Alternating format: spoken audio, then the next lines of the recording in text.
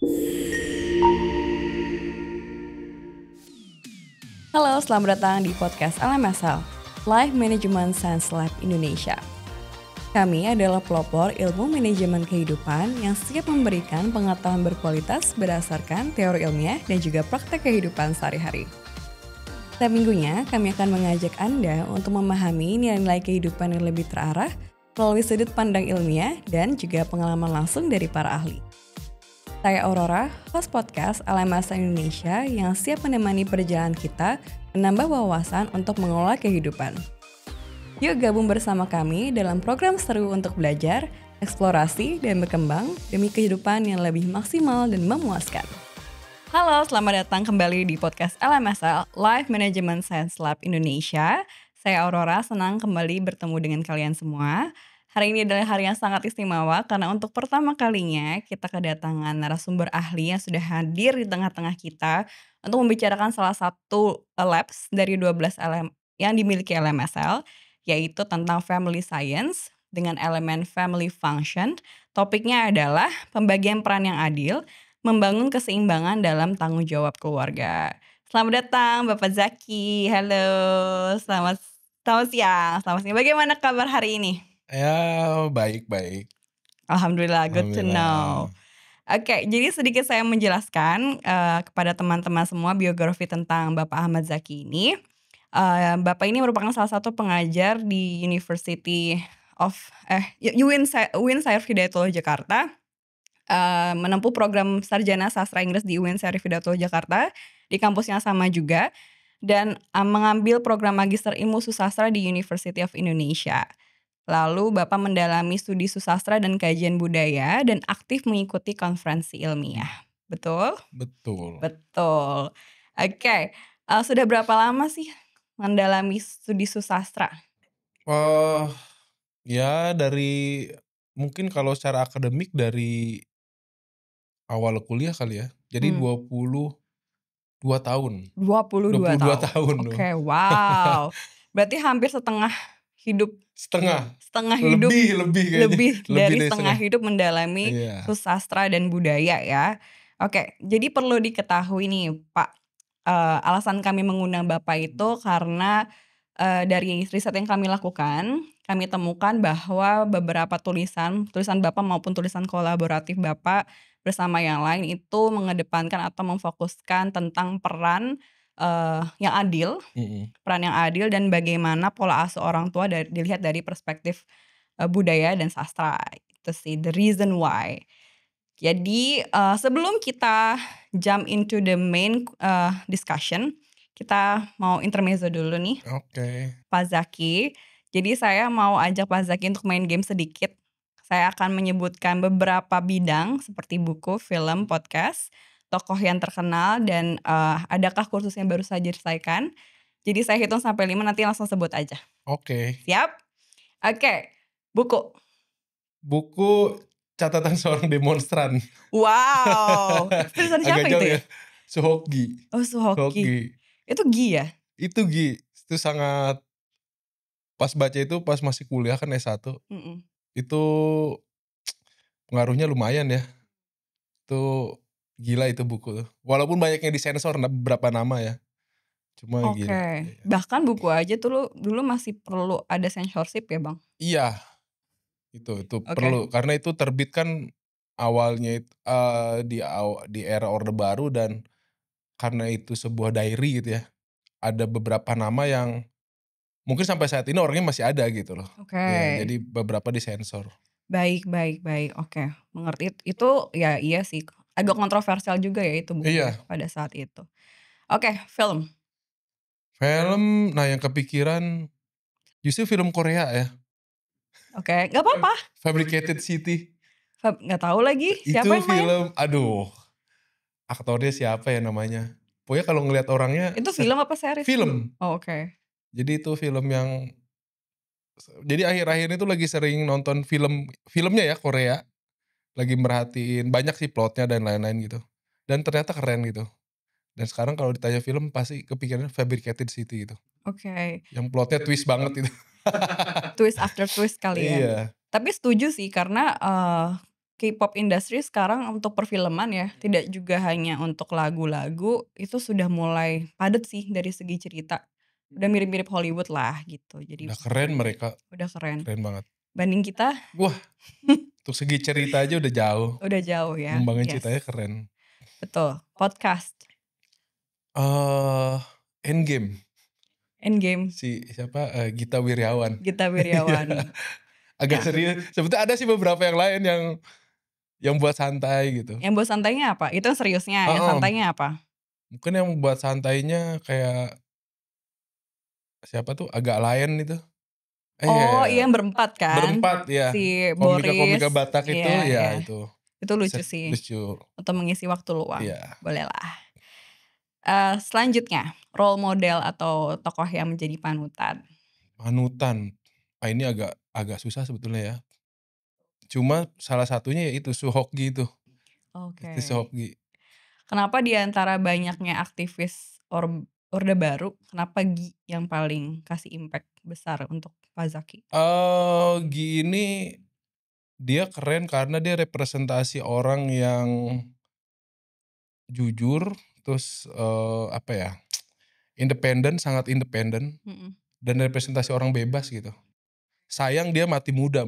Saya nggak ngebayangin kalau misalnya dia umurnya panjang akan dalam tanda kutip ya seganas apa gitu. Kakaknya aja yang hidup sampai tua tuh ya sama-sama keren ya gitu. Nggak tahu kalau Suhoki masih hidup. Oke, sayangnya mati ya. Iya, sayangnya mati muda. Iya sih, bener. Karena mungkin pada saat itu mungkin banyak aktivis yang lumayan vokal ya pada zaman Orde Baru, tapi cara atau medianya itu mungkin berbeda-beda, Bang. Iya, dia kan hidup, dia kan dari Orde Lama, kalau nggak salah meninggal tuh udah Orde Baru ya, 68 apa berapa gitu. 67, Ya sekitar segitu. Jadi kelihatan tuh kritisnya. Yes, betul sekali. Kirain tadi bakal nyebut ini, siapa? Lupa lagi yang meninggal juga. Aktivis Orba. Siapa tuh? Yang diracun. Tiba-tiba lupa namanya. Oh, Munir. Munir, iya. Oh, Munir. Kan dia juga salah satu lah yang sekarang kayak unsolved case. Oke, that's good. Itu intermezzonya. Jadi itu hanya untuk kita get to know each other aja, Pak Zaki. Oke, let's get to the main topic. Topiknya kan tentang peran yang adil membangun keseimbangan dalam tanggung jawab keluarga. Kalau Bapak bisa mendefinisikan peran yang adil, itu tuh apa sih secara simpelnya? Dalam keluarga ya, kalau gini, sebenarnya dalam ini agak ini ya, nyentuh-nyentuh teori dikit ya. Nggak apa-apa. Beberapa teori dalam yang ngomongin keluarga itu kan banyak tuh, dan dari banyaknya itu kalau diklasifikasikan ada yang misalnya dia ngelihatnya secara psikologis, secara sosiologis, bahkan secara ekonomi dan lain-lain. Tapi kan bagaimanapun juga, misalnya kalau kita lihat secara sosiologis, keluarga itu kan unit paling kecil dari masyarakat ya. Unit paling kecil tuh keluarga. Dan biasanya dalam keluarga itu, dia kan terdiri dari ayah, ibu, ya, dan anak misalnya kayak gitu. Dan kalau tadi, apa pertanyaannya? Sebenarnya peran adil tuh seperti apa? Oh iya, peran adil ya. Nah, kalau bicara peran adil itu kan artinya semua, individu yang ada dalam keluarga itu kan punya hak dan punya kewajiban yang sama gitu. Jadi nggak ada yang misalnya, karena dia suami atau karena dia istri dia harus begini begitu gitu. Dalam beberapa hal memang, kalau secara kultural ya, dalam beberapa hal memang sering kita ngelihat bahwa, masalah gender sih ya, stereotype ini harus bekerja, ini harus di rumah, ini harus dan lain-lain lah kayak gitu. Nah, sebenarnya kalau mau kita ngelihatnya dalam kacamata yang adil, ya semuanya tuh mesti punya kesempatan yang sama. Punya kesempatan yang sama, artinya kalaupun misalnya, si ayahnya mau jadi bapak rumah tangga aja ibunya mau bekerja selama mereka, atas dasar kesepakatan ya, tanpa ada paksaan dan tekanan, kayaknya sih oke-oke aja gitu. Kan kalau selama ini kayaknya laki-laki suami harus kerja, ibunya mesti ngurusin anak gitu. Ya, tapi kan sebenarnya ada juga loh beberapa keluarga, bahkan mungkin di luar negeri ya, yang fungsinya itu, mungkin berkebalikan dengan fungsi tradisional di kita gitu. Ada yang bapaknya malah ngurusin anak, ibunya kerja gitu. Jadi pokoknya, pada intinya selama itu tidak, apa ya, tidak dipaksa, itu atas keinginan sendiri, atas kesepakatan, oke-oke aja sih gitu. Oke, berarti yang perlu digarisbawahi adalah peran yang adil itu adalah peran yang tidak dipaksa, Iya, peran yang setara, dan mmm, mungkin ada beberapa pergeseran fungsi, yang iya mana seorang bapak itu bisa juga mengurus anak, iya. bapak rumah tangga, ibu bisa bekerja gitu ya? Dan gini, kalaupun misalnya oke, let's say si bapak, ibu misalnya, bekerja gitu, kan ada hal-hal teknis yang sebenarnya nggak selalu di apa ya, dilimpahkan ke ibu. Misal, kalau anaknya masih bayi ganti popok misalnya, kayak gitu kan biasanya ibunya gitu. Sebenarnya kan bisa juga bapak yang ganti gitu loh, bukan karena, "Oh ini ayah, ini ibu," nggak karena gitu kan, ini karena ini orang tuanya aja gitu. Jadi skill-skill sampai ganti popok ya mestinya bisa gitu. Mmm, ada apa ya, misalnya pekerjaan-pekerjaan domestik lah di rumah ya, kayak cuci piring, nyuci mungkin ya, itu kan bisa berbagi gitu, bisa sangat bisa berbagi banget gitu. Jadi, eee, kalau misalnya si ibu gosok baju misalnya, ya si ayah bisa cuci atau cuci piring gitu. Artinya beban beban dalam rumah itu bisa dibagi gitu.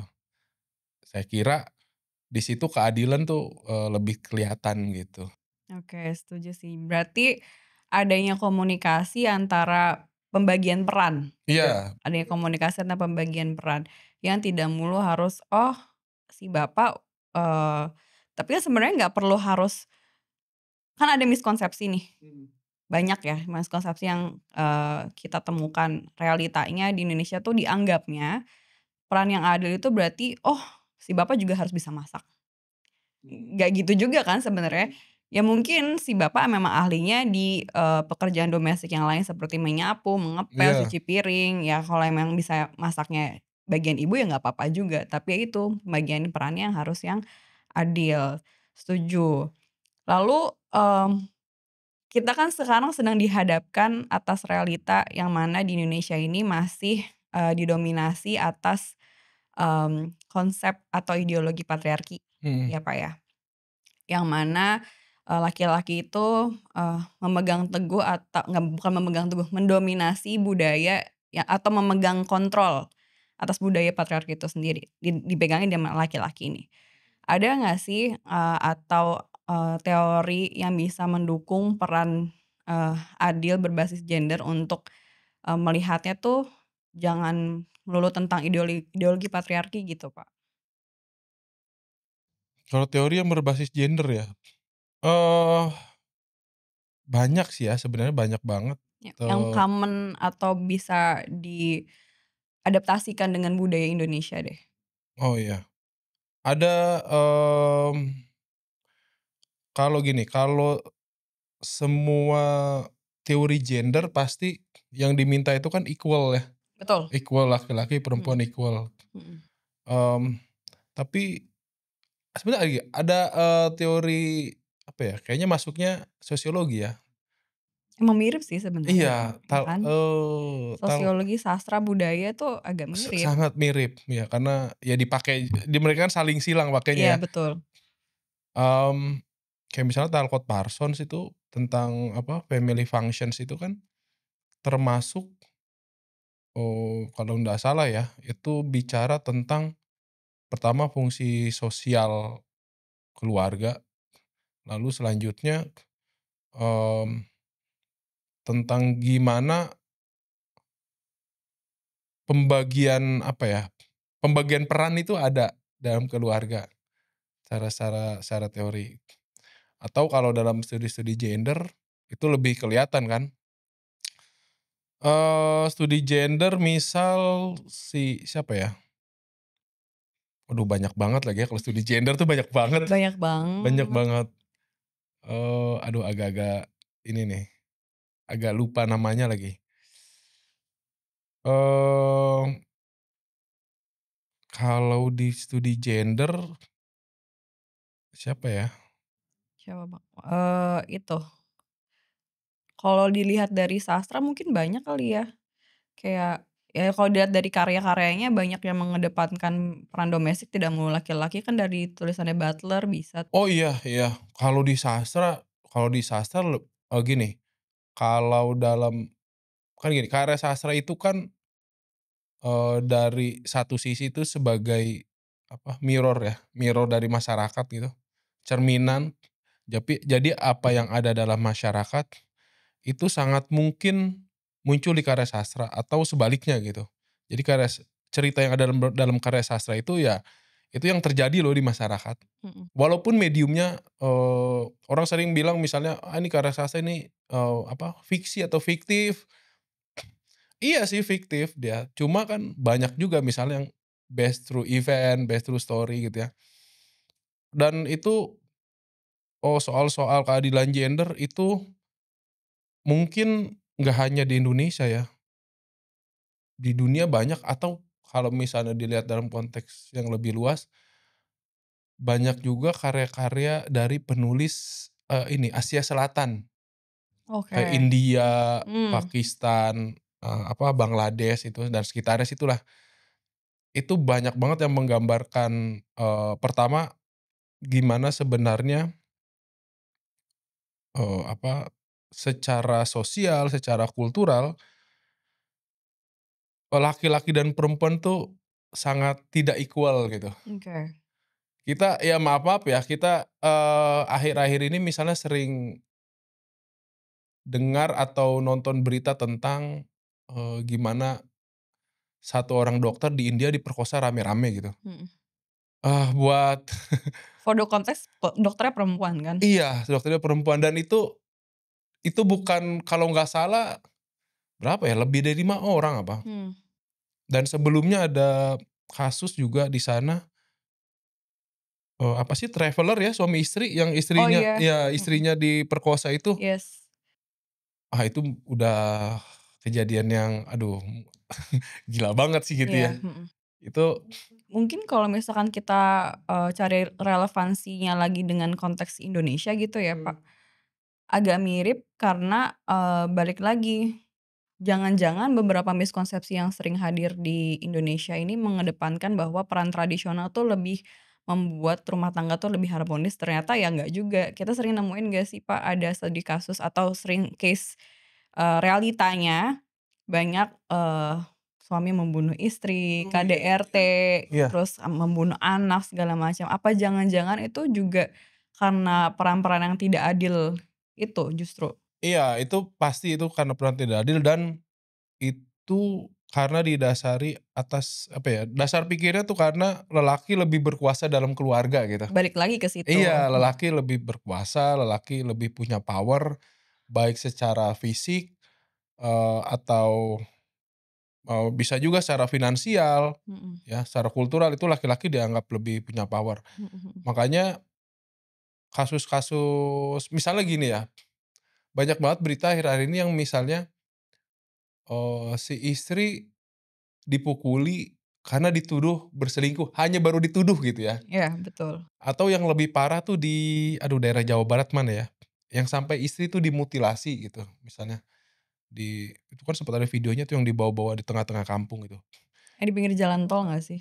Eee, Saya lupa lagi ada yang di tapi tengah kampung oh tuh, dengan wah kampung. itu, Mhm. aduh Miris ya. miris banget Mhm maksudnya, mhm mhm. dan kadang-kadang gini, yang lebih miris juga misalnya di kita tuh, dan ini mulai mulai agak berkurang ya, misalnya gini, ada suami istri berantem, mungkin istrinya dipukulin gitu, teriak-teriak, dan biasanya kan tetangga itu bilang bahwa, "Udah biarinlah itu urusan urusan rumah tangga orang." Ah, itu.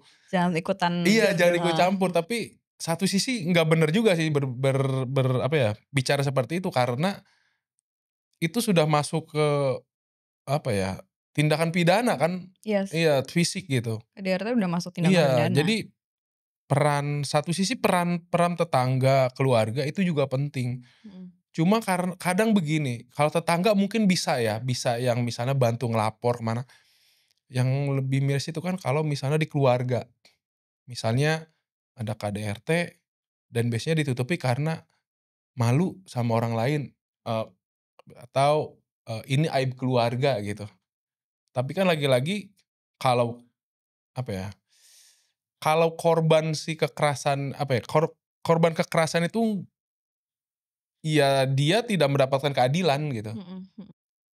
Mau nggak mau kalau ada tindakan, seperti itu, kekerasan yang sudah pasti pidana, ya mesti dilaporin gitu. Nggak bisa, "Oh ini takutnya aib keluarga gini," enggak. Jadi satu sisi juga kita harus mempertimbangkan faktor korban gitu loh. Loh dia ini korban gitu, Iya. dan harus ada apa ya, pelaku juga harus punya, kena efek jerak gitu. Terserah hukumannya mau di penjara atau apa gitu, minimal kan si pelaku tuh punya dapat sanksi sosial gitu. Itu minimal. Minimal banget, Mhm, itu sangat mhm. minimal. Sangat minimal, yes. Minimal. Oke, nah balik lagi ke tadi yang Bapak sebut sih, si laki-laki itu pemegang mungkin ya, pemegang otoritas tertinggi di rumah tangga. Mmm, adanya miskonsepsi yang mengatakan bahwa jangan-jangan dengan adanya peran adil yang berbasis gender atau peran adil yang mengedepankan keharmonisan rumah tangga, si laki-laki ini kehilangan otoriti sebagai kepala rumah tangga. Itu sebenarnya miskonsepsi atau benar begitu? Kalau menurut saya sih enggak ya. Misalnya gini, dalam ya mungkin gini, yang lebih enak dalam rumah tangga itu kan komunikasinya harus lancar ya antara suami istri. Contoh misalnya, apa ya, mau masukin anak sekolah gitu. Mungkin si ayahnya pengen sekolah A, si ibunya pengen sekolah B gitu. Kalau misalnya, si ayah ini ngerasa punya power ya, punya otoritas, dia pasti akan memaksakan si si apa, keinginannya ini gitu. Mmm, Tapi kan alangkah enaknya tuh kalau misalnya itu didiskusikan gitu, si ayah, si ibu, dikomunikasikan, apa ya, semuanya bisa dibicarakan lah kira-kira gitu. Nah enaknya gimana, entah nanti hasilnya, oh ternyata si ibu setuju juga gitu bahwa, mengikuti untuk keinginan ayah gitu, keinginan si ayah. Tapi kan itu sudah melewati satu diskusi, satu tahap diskusi gitu. Dan itu menunjukkan bahwa, mmm, apa ya, seorang ayah juga nggak bisa secara otoriter memaksakan kehendaknya di dalam keluarga gitu. Atau dalam dalam banyak hal sih sebetulnya, nggak soal sekolah aja ya. Tapi yang paling enak itu ya semuanya didiskusikan. Jadi bukan hanya temanya diskusikan, tapi si ibu juga dikasih kesempatan atau dikasih ruang untuk menyatakan pendapat gitu. oke. Jadi menyatakan pendapat. Jadi semuanya nanti bisa ya nanti hasilnya seperti apapun gitu, yang penting kasih kesempatan nih si ibu untuk ngasih pendapat dia gitu, itu penting gitu. Kan nggak mesti pendapat si ayah ini jauh lebih baik daripada si ibu kan, bisa jadi si ibu pendapatnya lebih baik gitu, atau sebaliknya. Ya tapi yang pasti mesti dibicarakan, mesti didiskusikan gitu, Kuncinya di diskusi. Berarti, diskusi. selain diskusi mungkin ada nggak sih, cara-cara atau pengaplikasian di kehidupan sehari-hari, peran yang adil untuk lebih bisa, apa ya, lebih bisa diadaptasi ke kehidupan rumah tangga orang-orang di Indonesia, selain diskusi? Oh iya, ya itu tadi misalnya,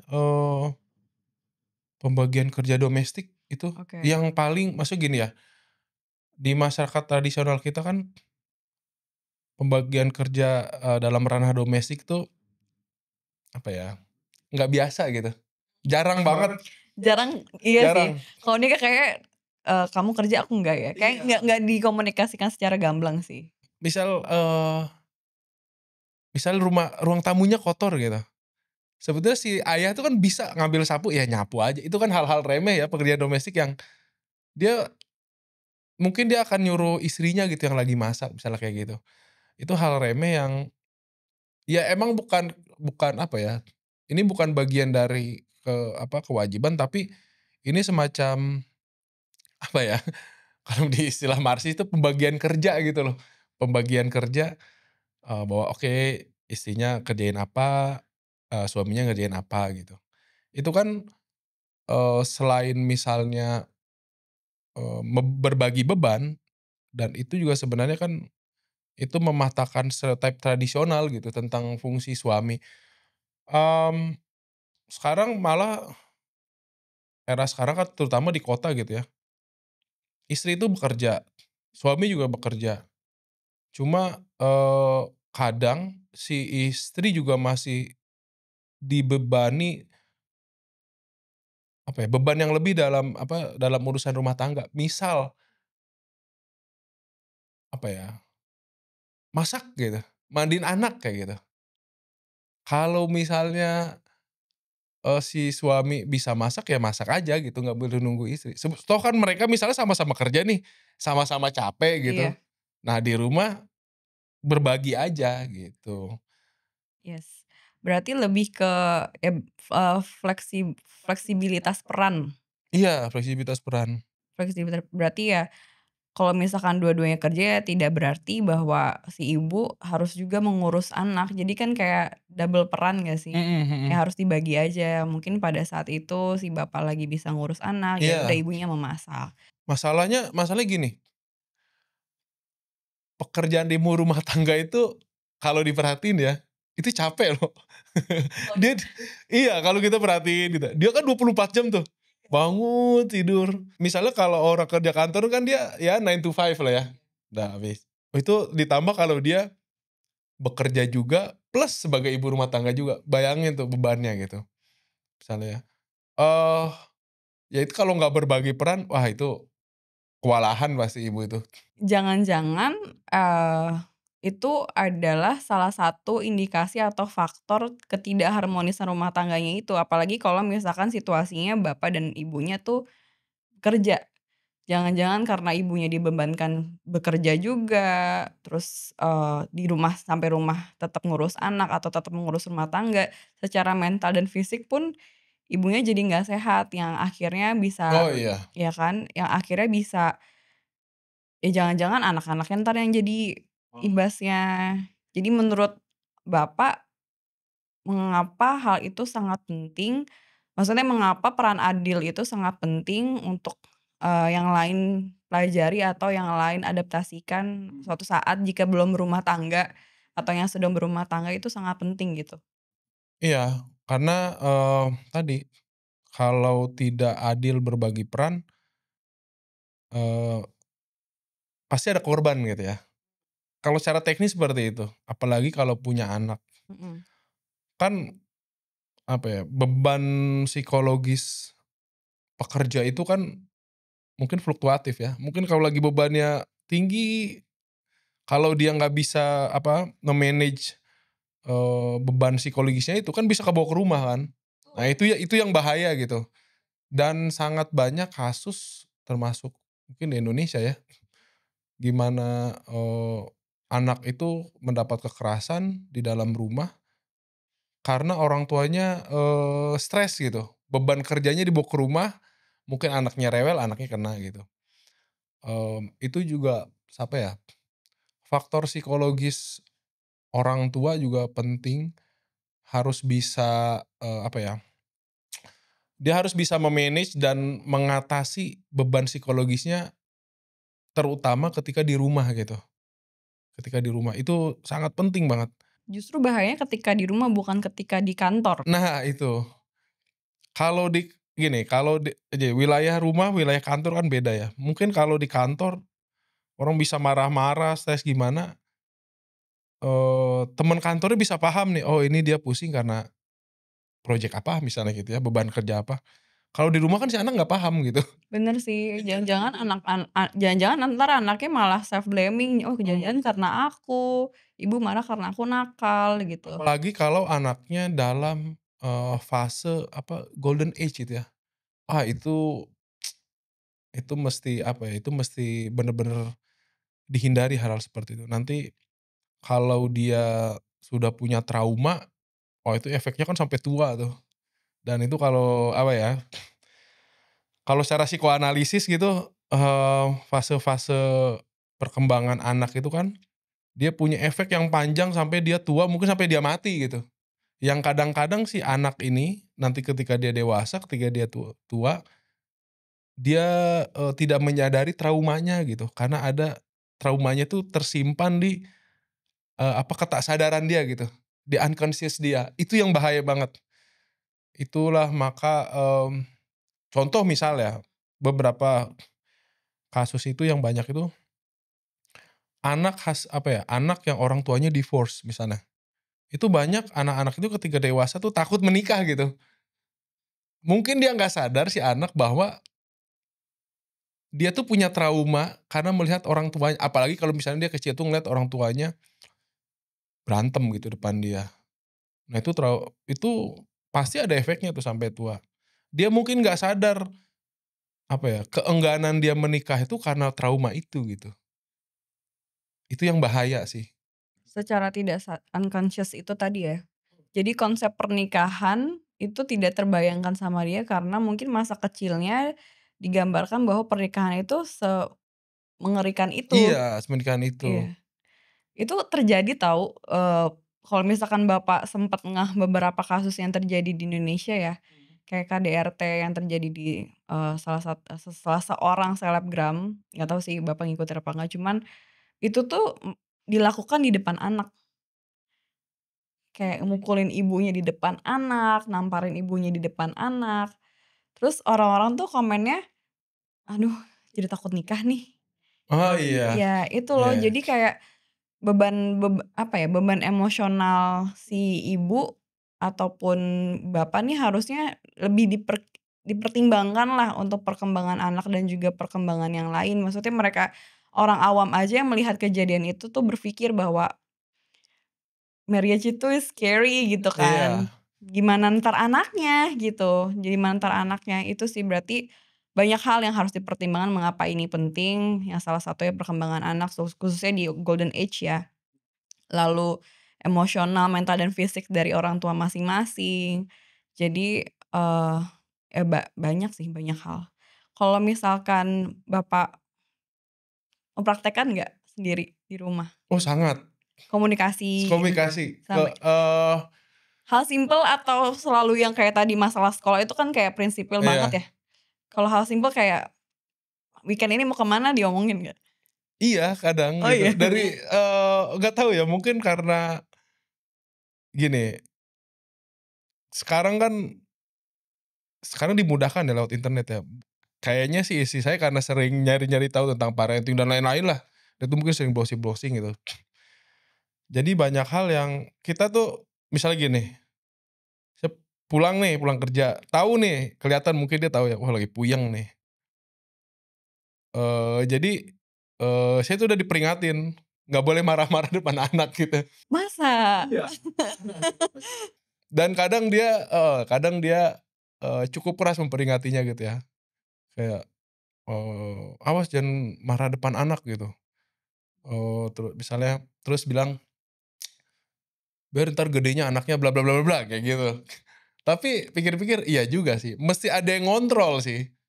Iya. Jadi kalau kita tapi lama-lama kan sadar, "Oh iya ya, iya benar nih." Sebetulnya tahu nggak boleh, cuma kalau saat itu datang gitu ya, aku lagi pusing gitu, mungkin apa ya, dalam kondisi tertentu tuh perlu juga orang yang ngingetin gitu, perlu juga orang yang ngingetin. Oke. Nah, selama menjalani itu walaupun, ya maksudnya pernikahannya sudah berjalan berapa puluh tahun, ada nggak sih kendala atau hambatan? Ya mungkin kayak tadi, tahu nggak boleh tapi gimana pun caranya tetap stay sane lah untuk anak gitu kan. Ada nggak sih kendala yang kayak gak bisa nih harus diluapin nih di rumah karena udah gak kuat banget. Jadi apa strateginya untuk keluar dari situasi tersebut misal? Oh, kalau gini, kalau saya tuh kadang membagi ya. Ini kalau pusingnya, pusing kerjaan, kalau bisa jangan di rumah nih ngeluapinnya gitu. Tapi kalau pusingnya di rumah, ya nggak apa-apa luapin aja di rumah, cuma dengan cara misalnya ngobrol aja sama istri. Misalnya gini, saya nggak suka nih, soal apalah misalnya, misalnya gini, "Ini anak harusnya jam segini jangan main," gitu, cuma dia main, terus dibolehin main. Itu kadang daripada gini ya, daripada kita ngambek diem-dieman gitu, mendingan ngomong aja. Ngomong aja baik-baik gitu, "Ini harusnya jangan nih, gini," gitu. Omongin aja, tapi kadang gini, kadang secara apa ya, secara psikologis mungkin ya, kalau kita udah ngungkapin tuh agak lega juga gitu. Walaupun misalnya si anak nggak berubah juga gitu, tetep jam segitu tetep main gitu. Tapi ya minimal minimal, istri kita atau anak kita tuh tahu bahwa kita tuh, nggak suka mereka bisa main jam segitu, contoh aja misalnya kayak gitu. Yang penting mereka tahu nanti, eee, dan itu menghindari, apa ya, menghindari saya untuk marah-marah gitu. Karena, yang kepikiran tuh memang efek jangka panjangnya ya, ke anak itu. Kan masa-masa mereka, terbentuk itu karena kebetulannya anak 2 kan, dan istri juga suka ngingetin gitu, "Ini si anak yang gede dia karakter gini loh, yang kecil begini." Ini agak beda nih. Treatment-nya agak dibedain. Misalnya anak saya yang gede itu, dia itu dia cenderung, kalau apa ya, dia kayaknya cenderung untuk memendam sesuatu gitu.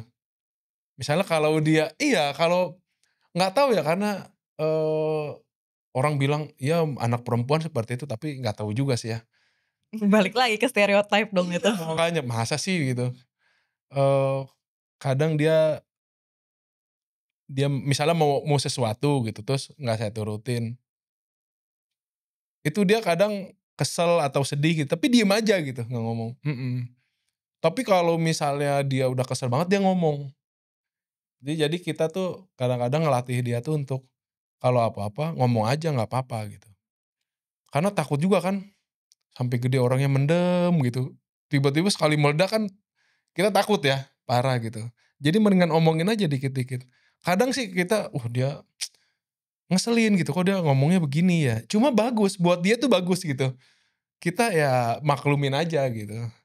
Kadang kan kita jadi gini, masyarakat tradisional kita, termasuk saya juga sih mengalami ya, anak itu kan kadang nggak dikasih ruang untuk bersuara gitu, menyatakan pendapat. Itu jarang banget di keluarga kita ya, sorry maksudnya di Indonesia gitu ya pada umumnya. Semuanya tuh serba, ya harus nurut aja gitu.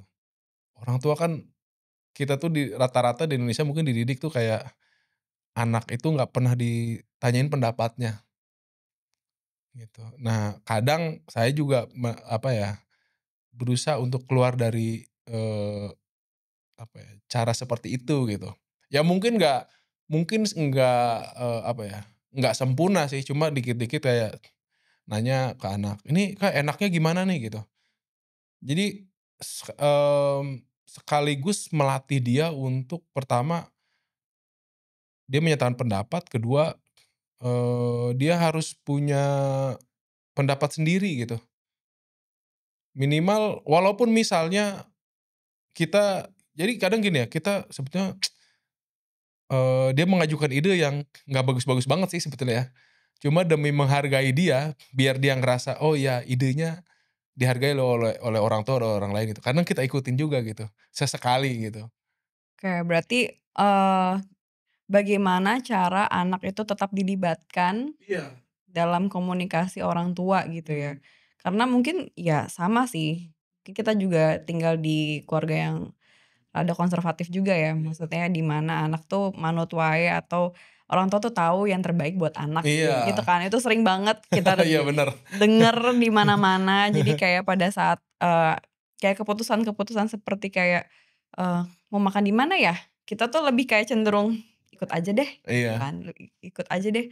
Tapi ternyata, dengan hal seperti tadi yang Bapak contohkan, menanyakan, "Menurut Kakak gimana? Menurut, adik gimana?" Anak menjadi dilibatkan. Nah, nanti tidak perlu harus menjadi decision maker di kedepannya, tapi seenggaknya, si anak itu merasa bahwa dihargai, diapresiasi kehadirannya sebagai anak gitu.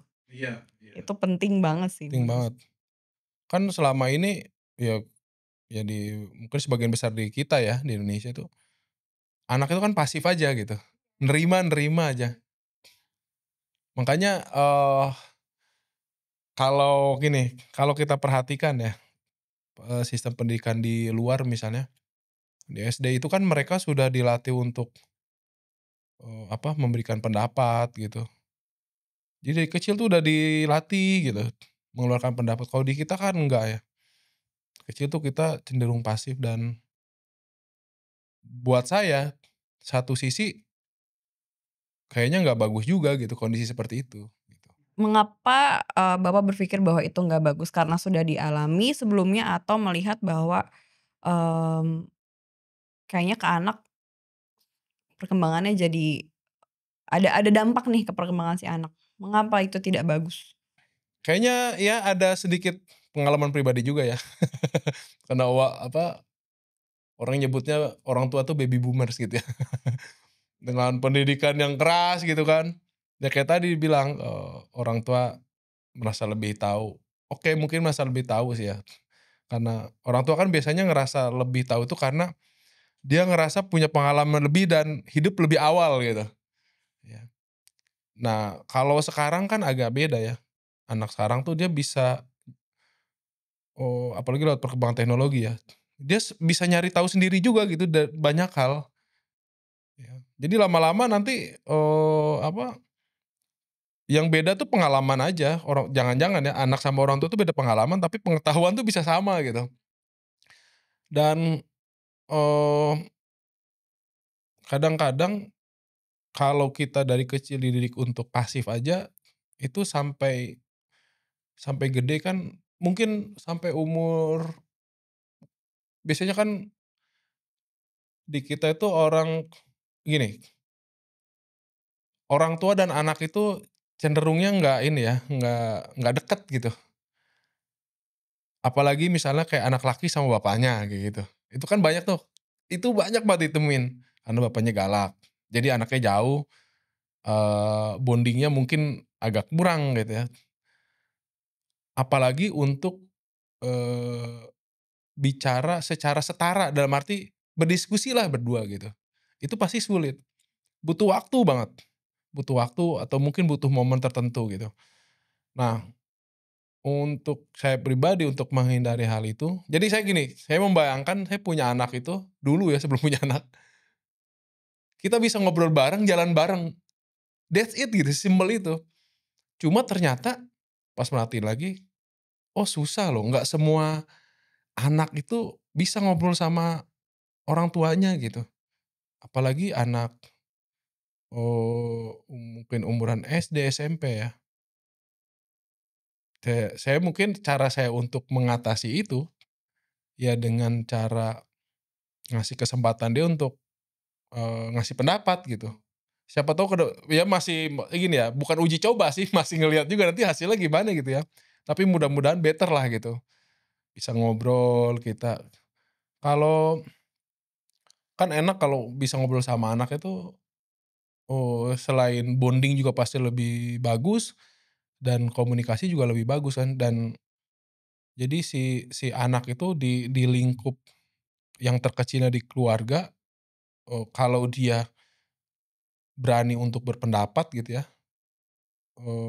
ya bisa jadi di lingkup yang lebih besar gitu, mungkin dia di sekolahnya atau di mana gitu, dia di tempat kerja gitu, dia bisa lebih berani juga gitu untuk berpendapat, mungkin seperti itu. Itu kan yang nggak ada di masyarakat kita kayaknya waktu itu ya, kayaknya gitu.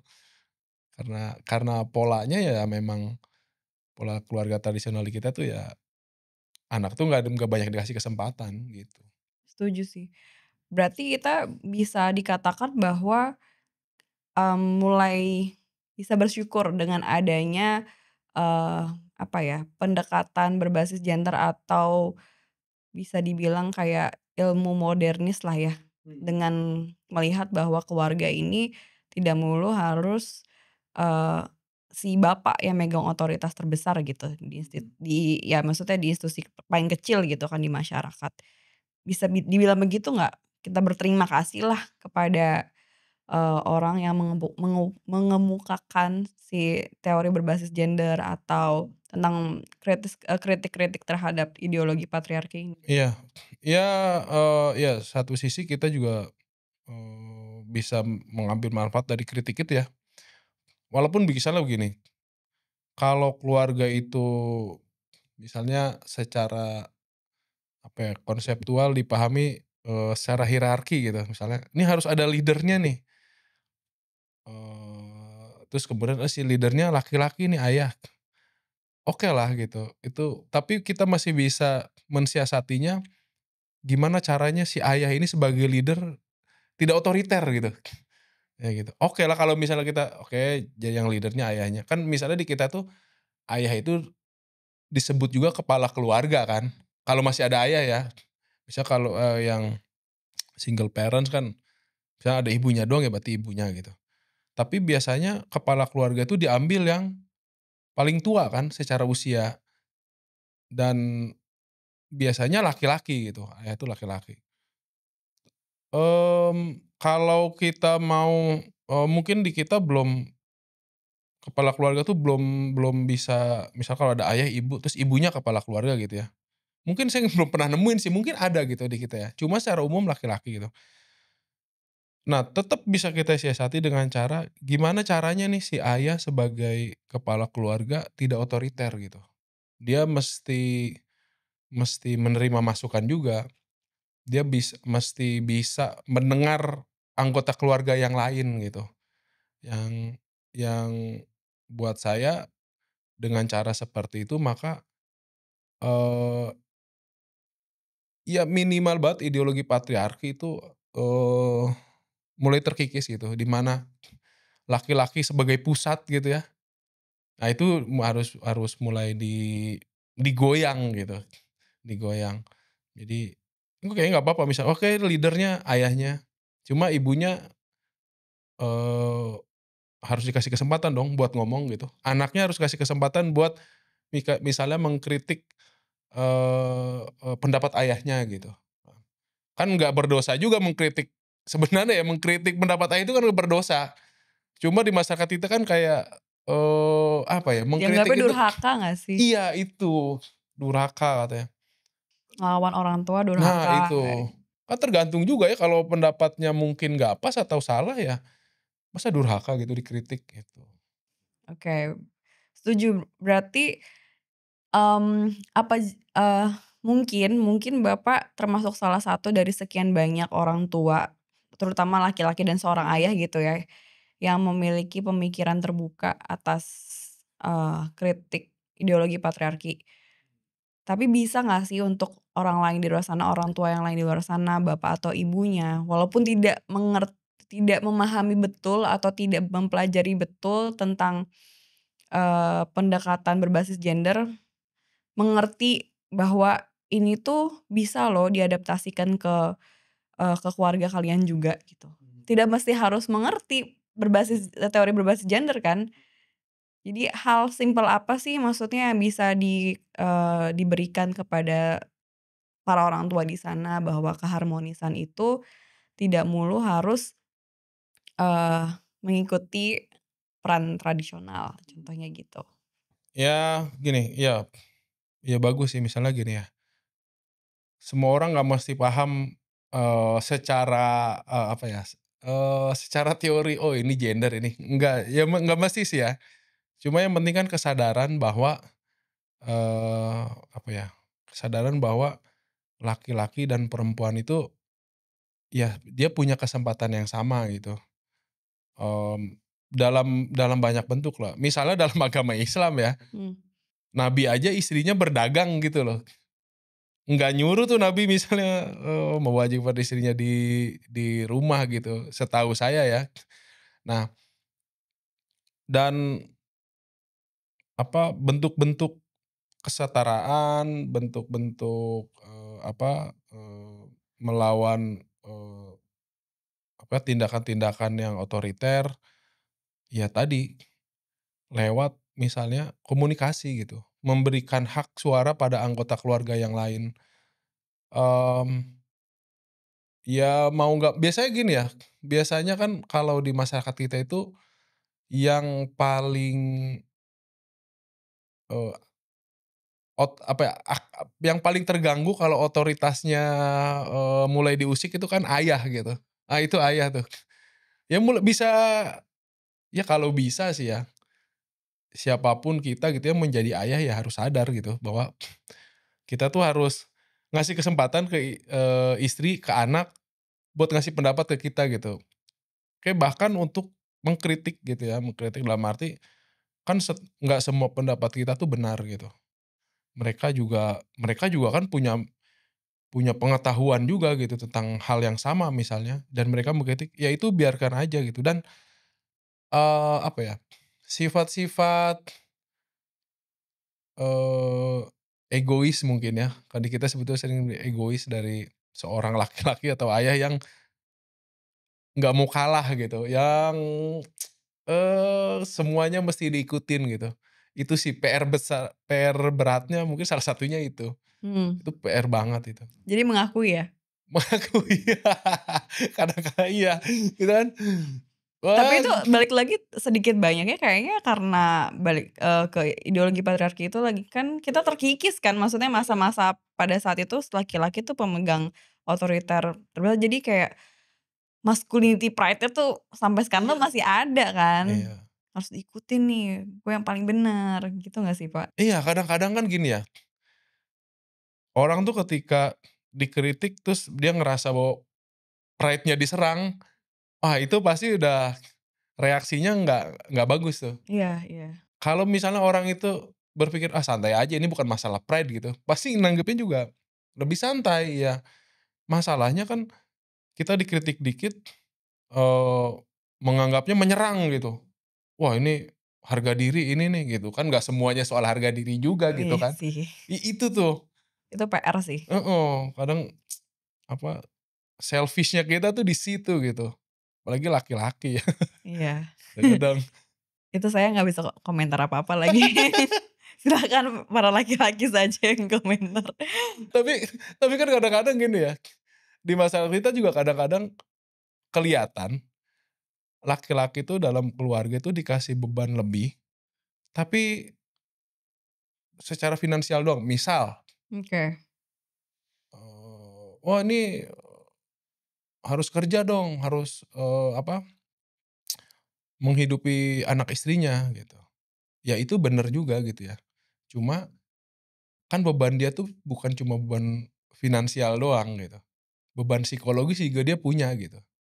Dia harus punya beban psikologis dalam keluarga, artinya dia harus bisa memastikan bahwa secara psikologis anggota keluarganya itu aman juga gitu, gitu. Di kita tuh masih laki-laki tuh kenapa akhirnya laki-laki, dianggap sebagai, orang yang harus mencari nafkah, karena fokusnya ya di situ, dikasih bebannya beban finansial doang gitu, beban psikologis enggak, diserahkan mungkin sama ibunya gitu atau istrinya, kayak gitu.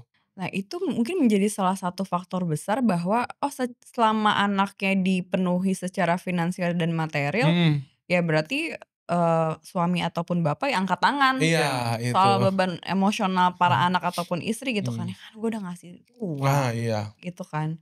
itu yang sering terjadi kan makanya, oke sorry to say ya misalnya kenapa sering bilang, "Ah, sama anak orang kaya emang belagu," misalnya kayak gitu loh.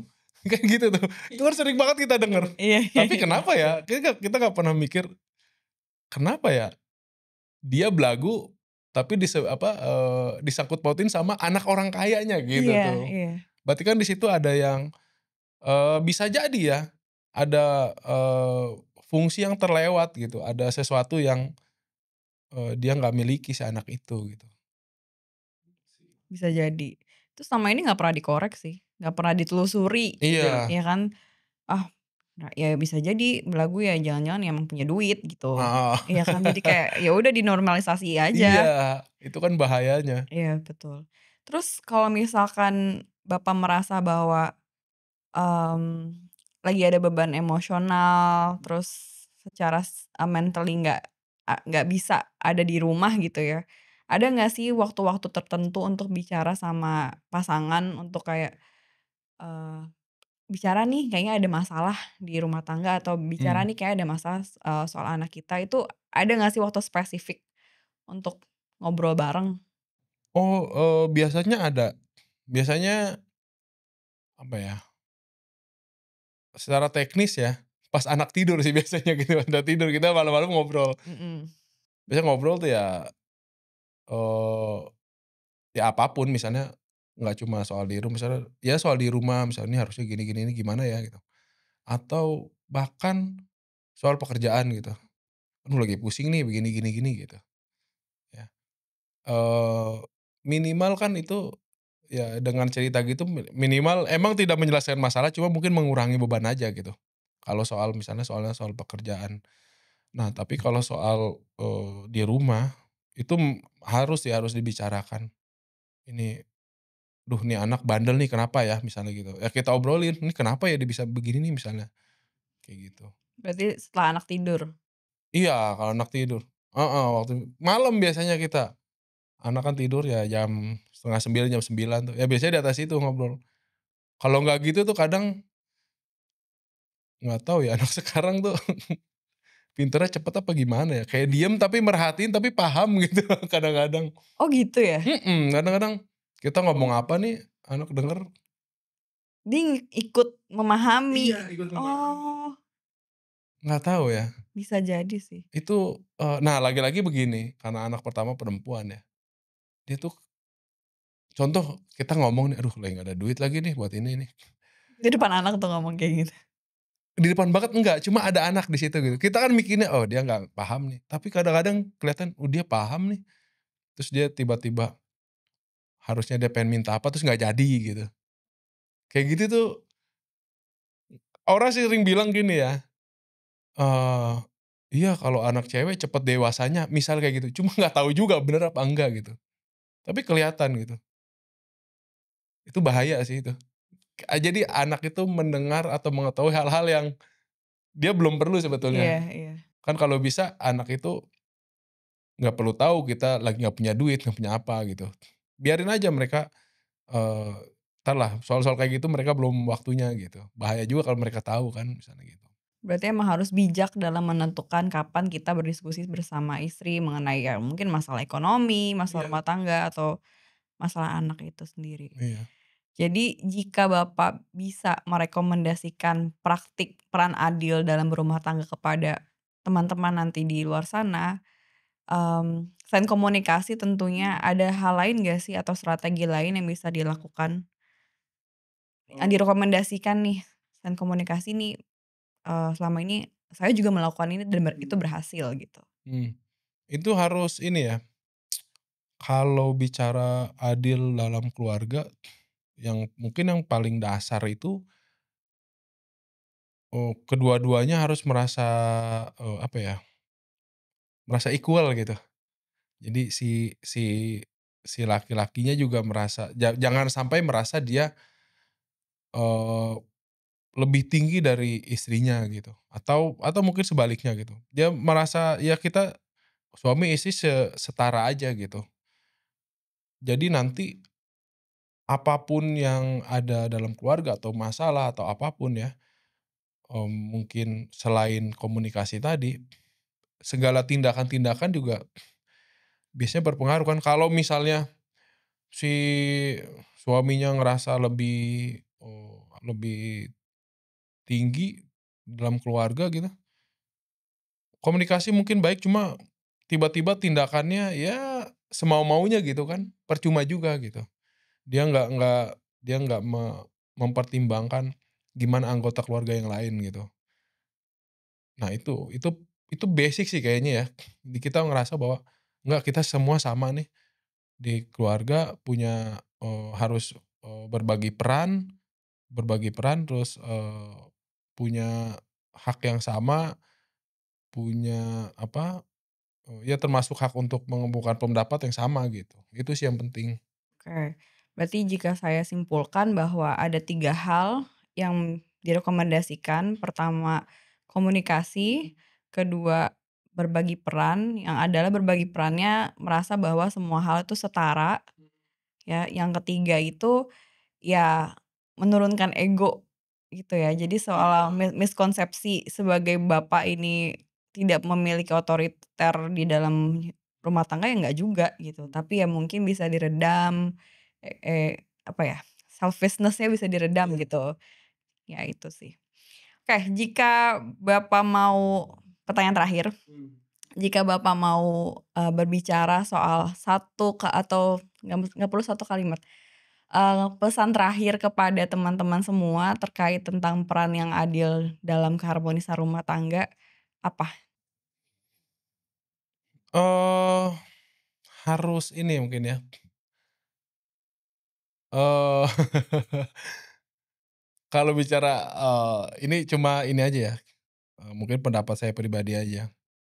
Kalau mau harmonis, minimal harus menekan egonya aja gitu, ego masing-masing. Semua, apa, kalau si suami ngerasa egonya tinggi, apa, ya egonya terlalu tinggi, istrinya egonya terlalu tinggi, sama-sama nggak bisa mengendalikan gitu, kayaknya susah sih itu harmonis ya. Jadi, kayak tadi balik lagi, harus merasa bahwa semua yang ada dalam keluarga itu, pada tahap tertentu itu, kita semuanya tuh equal gitu. Equal itu mungkin itu bisa dibilang kata kuncinya sih ya, equal gitu. Nanti dari equal itu, baru bisa komunikasi lebih baik, kita bisa memutuskan, memutuskan hal secara bersama-sama mungkin mungkin dan bisa ngajak apa, anak gitu ya, nanya ke anak yang itu biasanya di kita kan di keluarga kita jarang ya, Iya, iya, anak iya. itu melibatkan anak gitu sih. Oke, berbagi peran, fleksibilitas peran juga ya antara ibu, anak. Setuju sih dengan eventually itu pasti akan mencapai satu tujuan, yaitu keluarga yang harmonis ujung-ujungnya, dan terbukti efektif karena Bapak ini sudah melakukannya kan. Praktik-praktik yang sudah tadi diceritakan mungkin bisa menjadi pembelajaran. Iya, karena dikit ya, karena gini ya, eee, nggak tahu ini beruntung apa nggak beruntung ya. Jadi, selama ini belajar gitu ya, terus, mungkin karena studinya studi humaniora ya, jadi sedikit banyak tuh kita banyak mengalami atau banyak ngelihat gitu. Belajar ini, "Oh iya juga ya." Misalnya belajar ini, "Oh iya juga ya." Nah lama-lama tuh kayak, ya alhamdulillahnya gitu ya, alhamdulillahnya, "Wah kayaknya nih nggak boleh nih kalau gini nih." Ah itu tahu, jadi sedikit banyak tuh terbantu lah dari belajar gitu ya. Oh tentang nggak cuma soal, bukan soal keluarga aja tapi soal misalnya, yang lebih basic lagi tentang laki-laki dan perempuan gitu, kayak gitu. Jadi sedikit banyak saya sih ya, memilahkan antara, oh ini yang ini tuh memang kultur aja gitu. Oh yang ini biasanya kan orang yang biasanya ya, orang menilai sesuatu hal yang misalnya, kultural atau dia dikonstruk gitu ya, sebagai ajaran agama gitu tuh. Itu yang itu agak susah tuh kalau udah dibilang, "Oh ini ajaran agama." Nah itu agak susah. Nah kadang saya memilah, ini ajaran agama bukan ya gitu, atau ini hanya, ya konstruk di masyarakat aja gitu, itu sih. Emang agak susah ditabrakin sih, Iya. kalau soal social construction sama ideologi keagamaan itu, iya sih. Tapi, yang bisa kita pelajari, hari ini kayaknya tidak perlu berangkat dari agama, semua orang maksudnya semua laki-laki, perempuan, ataupun bapak dan ibu bisa menjadi, orang yang mengambil punya andil dalam keharmonisan rumah tangga, yaitu berbagi peran yang adil itu sih. Terlepas dari agama apapun, terlepas dari ideologi apapun, kayaknya kalian bisa mulai dari diri kalian walaupun kalian mungkin belum berkeluarga gitu ya. Tapi karena hasilnya itu adalah ya keluarga kalian tuh harmonis dan itu sangat positif sekali untuk perkembangan anak, emosional dan mentali kalian juga gitu sebagai individu. Atau dikit gini ya, atau kalau kita bicara agama ya, kita juga harus make sure gitu loh bahwa sebenarnya agama tuh ngajarinnya yang bener tuh kayak gimana sih gitu. Nah itu penting tuh, kadang-kadang kan kita nggak nyari tahu. Kan interpretasinya banyak sih karena Iya, kan interpretasinya banyak dan sekarang sudah banyak misalnya pemikir-pemikir tuh yang, pemikir-pemikir Islam ya, dan banyak juga perempuan yang dia berusaha untuk menggali kesetaraan gender, tapi dengan argumentasi agama gitu.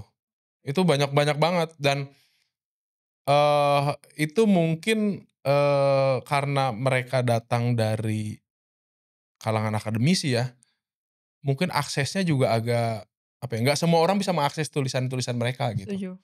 Nah itu yang biar kita tahu lah kayak tadi, wah ini agama bukan atau ini konstruksi sosial, itu aja sih, itu penting banget.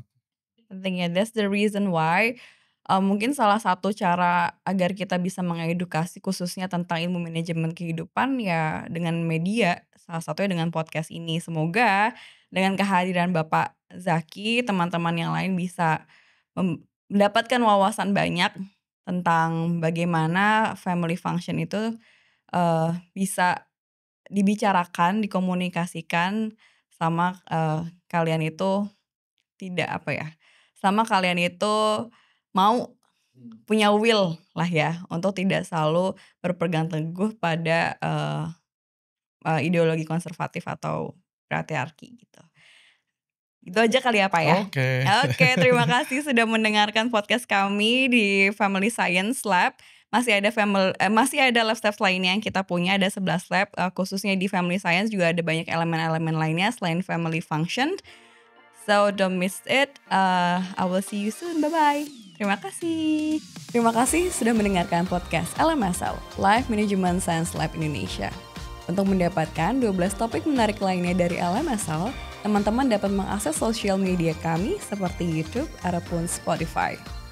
Kami memiliki banyak konten menarik lainnya yang teman-teman bisa jelajahi. Teman-teman juga dapat berpartisipasi untuk mengembangkan konten LMSL Indonesia dengan cara like, share, dan subscribe ke channel LMSL Indonesia. Dengan begitu, teman-teman sudah turut mengembangkan program LMSL Indonesia untuk memberikan wawasan yang lebih luas kepada semua pendengar. Kunjungi lmsl.id untuk mendapatkan informasi lebih banyak mengenai produk LMSL Indonesia lainnya. Saya Aurora, host podcast LMSL Indonesia. Sampai jumpa di episode berikutnya.